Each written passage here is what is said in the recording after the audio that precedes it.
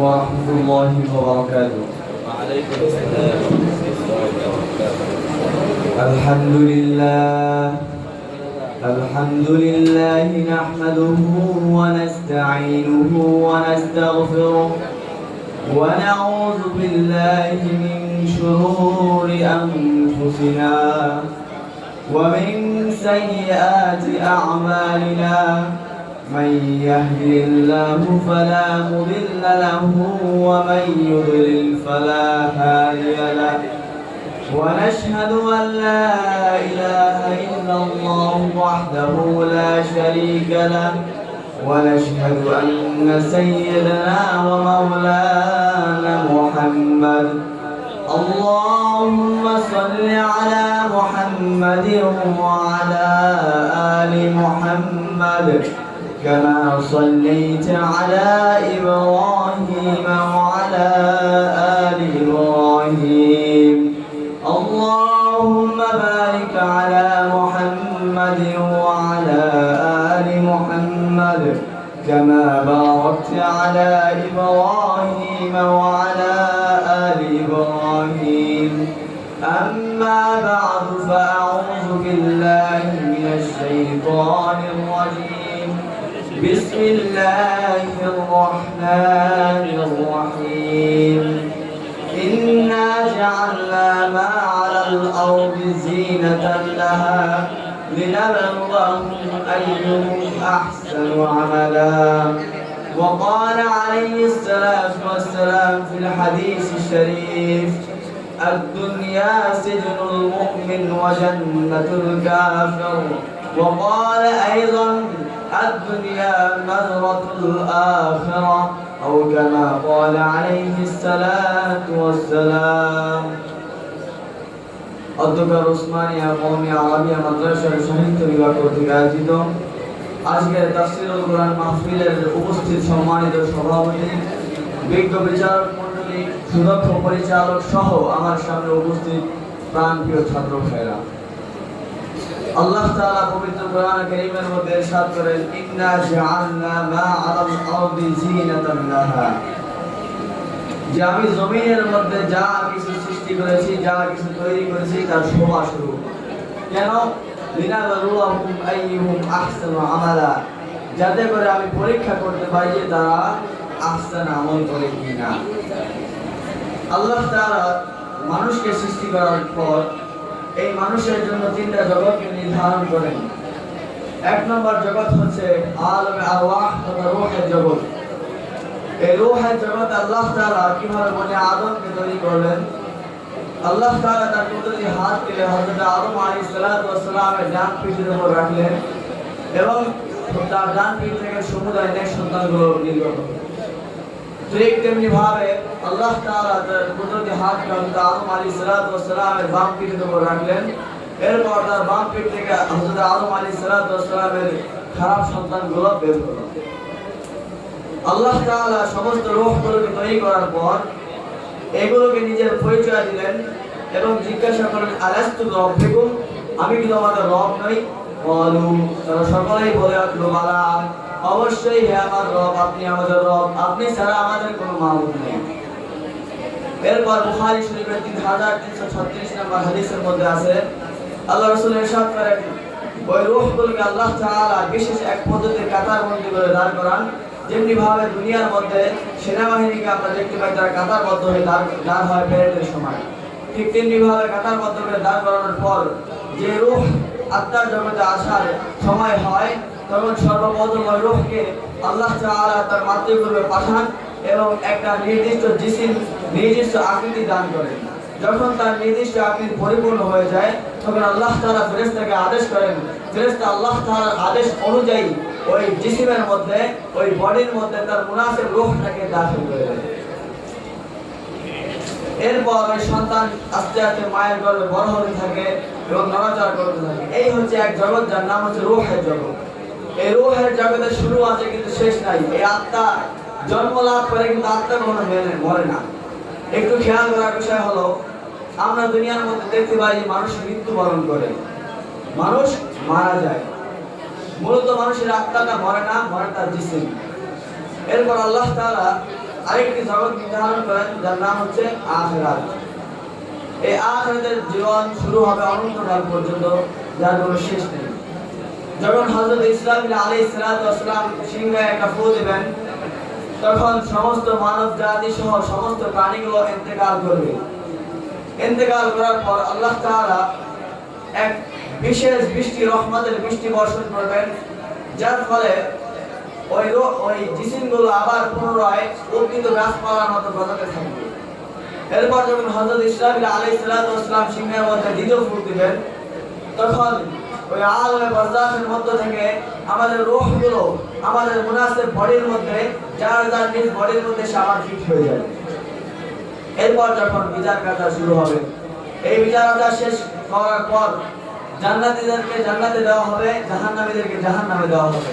এরপর থেকে আর তাদের কোনো মৃত্যু নাই, তাদের মৃত্যু যেমন প্রাণীটাকে জবাই করে দেওয়া হবে।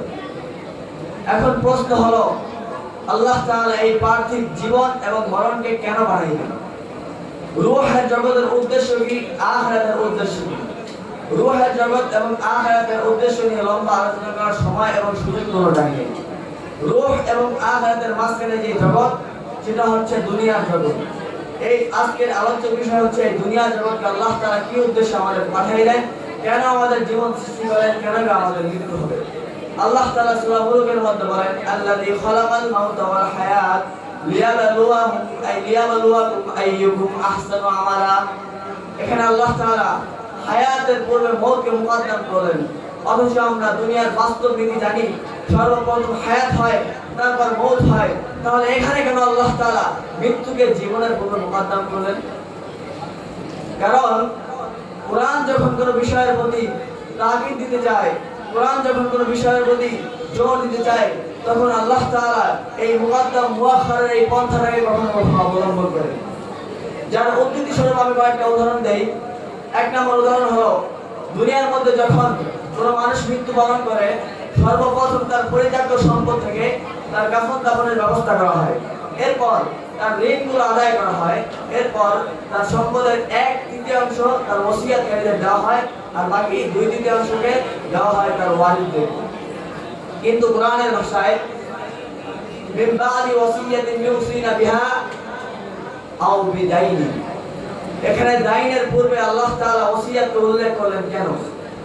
কারণ একটাই, আল্লাহ তাআলা ওসিয়তের প্রতি জোর দিতে চাইতেছেন।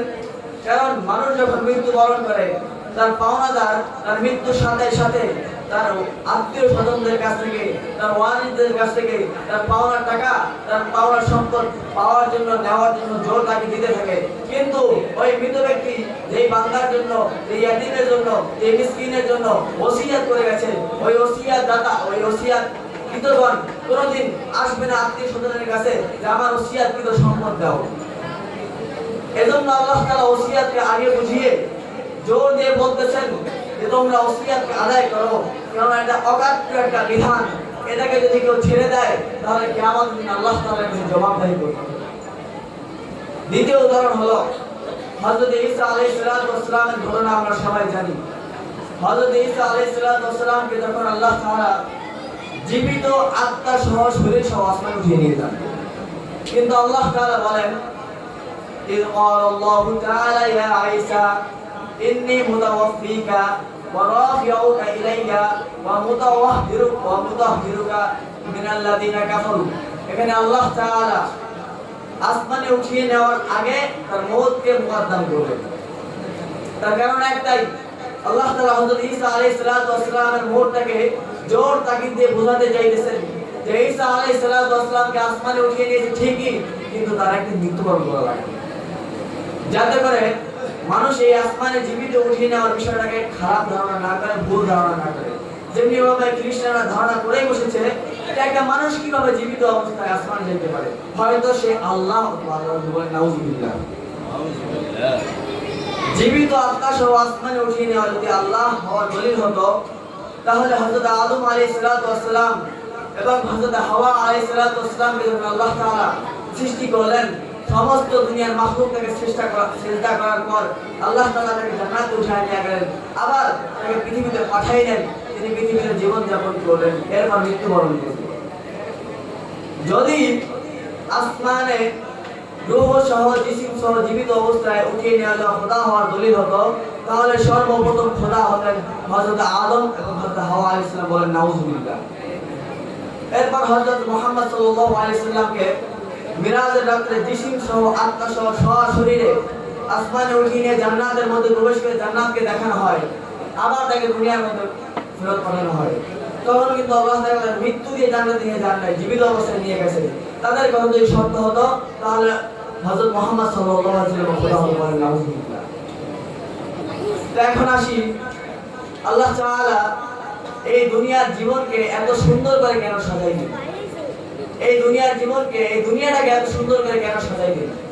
আল্লাহ তাআলা দুনিয়ার মধ্যে যত মানুষ সৃষ্টি করেছেন, এই মানুষগুলো একসময় বৃদ্ধ হয়, তাদের দৃষ্টিশক্তি লোপ পায়, তাদের বল শক্তি লোপ পায়, তাদের চামড়াগুলো গুটিয়ে যায়, তাদের হাঁটু থেকে বল সরে যায়, কিন্তু তাদের দাঁতগুলো খুলে পড়ে, কিন্তু ওই মানুষটি দুনিয়া ছেড়ে যাইতে চায় না। তার কারণ কি? আল্লাহ তাআলা বলেন, ইন্না জাআলনা মা আলাল আরদি জিনাতাল লাহা। আমি জমিনের মধ্যে যা কিছু সৃষ্টি করেছি তার শোভা স্বরূপ, তার সৌন্দর্য স্বরূপ। এই সৌন্দর্য স্বরূপ সৃষ্টি করার কারণে এই সৌন্দর্যের মোহ পড়ে মানুষ এই দুনিয়া জীবন ত্যাগ করতে চায় না। এখন প্রশ্ন হলো, আল্লাহ তার সুন্দরতা কিভাবে সুন্দর কেন বানাইলেন? তার জবাব আল্লাহ তাআলা দিয়েছেন, লিনাবলুয়াহুম আইয়ুহুম আহসানু আমালা। বান্দা, আমি দেখতে চাই তোমাদের মধ্যে কে উত্তম আমল করে, তোমাদের মধ্যে কে মাজারে সিজদা দেয়, তোমাদের মধ্যে কে মসজিদে সিজদা দেয়, তোমাদের মধ্যে কে হজ করে, তোমাদের মধ্যে কে ভণ্ড বাবার দরবারে যায়, তোমাদের মধ্যে নারী পুরুষ নারী জিনা লিপ্ত থাকে, আমার তাকওয়া অবলম্বন করে, তোমাদের মধ্যে কেউ গান বাজনায় লিপ্ত থাকে, আমার কোরআনের মধ্যে লিপ্ত থাকে। এইটা জানার জন্য, এইটা পরীক্ষা করার জন্য আমি দুনিয়াকে এত চাকচিক্যময় করেছি, যাতে করে আমি দেখতে চাই তোমরা এই চাকচিক্যের পিছনে পড়ো না আমার তাকওয়া তোমাদের মধ্যে থাকে। মুহতারাম হাজরিন, এই দুনিয়াকে সৃষ্টি করার পূর্বে আল্লাহ তাআলা সমস্ত মাখলুককে, এই দুনিয়ার মধ্যে মানুষকে সৃষ্টি করার পূর্বে আল্লাহ তাআলা সমস্ত মাখলুককে আগে সৃষ্টি করলেন। এমনকি আল্লাহ তাআলা বলেন, বান্দা, এই দুনিয়ার চন্দ্র সূর্য আসমান জমিন পানি বাতাস সব সৃষ্টি করেছি আমি তোমার বান্দার ইবাদতের জন্য, আর তুমি বান্দাকে সৃষ্টি করেছো আমার ইবাদতের জন্য। কোরআনের মধ্যে হযরত আদম আলাইহিস সালামের দুই ছেলে হাবিল এবং কাবিলের ঘটনা বর্ণিত আছে। কাবিল যখন হাবিলকে হত্যা করে ফেলে, তখন কাবিল বুঝতে পারছিল না যে এই মৃত লাশটাকে কি করবে। তখন আল্লাহ তাআলা দুইটি কাককে পাঠিয়ে দিলেন। এই কাক দুটি পরস্পর ঝগড়া করলো এবং একটা অপরটাকে হত্যা করে ফেললো। এরপরে এই কাক, যে ঘাতক কাক, হত্যাকারী কাক, মাটি খনন করলো এবং দ্বিতীয় কাকটিকে পুঁতে রাখলো। এরপর আল্লাহ তাআলা কাবিলকে এটাই মেসেজ দিচ্ছেন যে, কাবিল, তুমি তোমার দ্বিতীয় ওই ভাইকে মাটিতে কবরে। আল্লাহ তাআলা সমস্ত মাখলুককে মানুষের সাহায্যের জন্য প্রেরণ করেন। এরপর আল্লাহ তাআলা পরে বলেন, ইন্না লাজাইলুনা মা আলাইহা সাইদান জুরুজা। এই জমিনের মধ্যে যা কিছু আছে সৌন্দর্য স্বরূপ সব একদিন ধ্বংস হয়ে যাবে, উদ্ভিদহীন মাঠের মতো হয়ে যাবে। আল্লাহ তাআলা এখানে মেসেজ দিচ্ছেন যে, বান্দা শোনো, তুমি যখন এই চাকচিক্য মোহের মধ্যে লিপ্ত হয়ে যাবে তখন আমাকে ভুলে যাও না, কারণ আমি তোমাকে সৃষ্টি করছি, আমি তোমাকে দুনিয়ার মধ্যে পাঠাইছি। তুমি যদি আমাকে ভুলে যাও, ওই কিয়ামতের দিন তুমি ধরা খেয়ে যাইবা। কারণ ওই কিয়ামতের দিন কোনো ভাই ভাইয়ের কাজে আসবে না, কোনো মাতা পিতা সন্তানের কাজে আসবে না, কোনো সন্তান মাতার কাজে আসবে না, কোনো স্বামী স্ত্রীর কাজে আসবে না, কোনো স্ত্রী স্বামীর কাজে আসবে না। আল্লাহ তাআলা এই দুনিয়ার মধ্যে আমাদের পাঠাইছেন লিয়াবলুয়াকুম আইয়ুকুম আহসানু আমালা। তিনি দেখতে চান তোমাদের মধ্যে কে উত্তম আমল করে। অতএব আল্লাহ তাআলা আমাদের আয়াতের মর্ম বুঝে উত্তম আমল করে ওই আখিরাতে আল্লাহ তাআলার সামনে উপস্থিত হওয়ার তৌফিক দান করেন। ওয়া আখিরু দাওয়ানা আলহামদুলিল্লাহি রাব্বিল আলামিন।